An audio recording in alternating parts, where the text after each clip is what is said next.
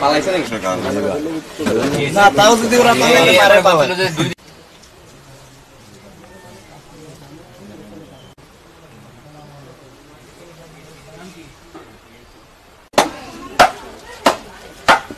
এই ভাই তুমি একটু ধরো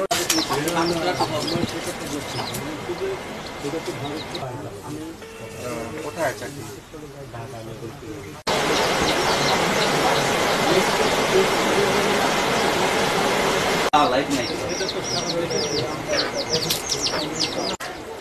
এটা দিয়ে জ্বালায় রং দেয় এটা কিন্তু রং সে গরুর খাবার হিসেবে না মানুষের খাবার হিসেবে স্যার এখানে বানায় না বানায় তো বানায় ওগুলো আলাদা আলাদা বানায় তৈরি করে এটা আলাদা কারখানা বানায় আমরা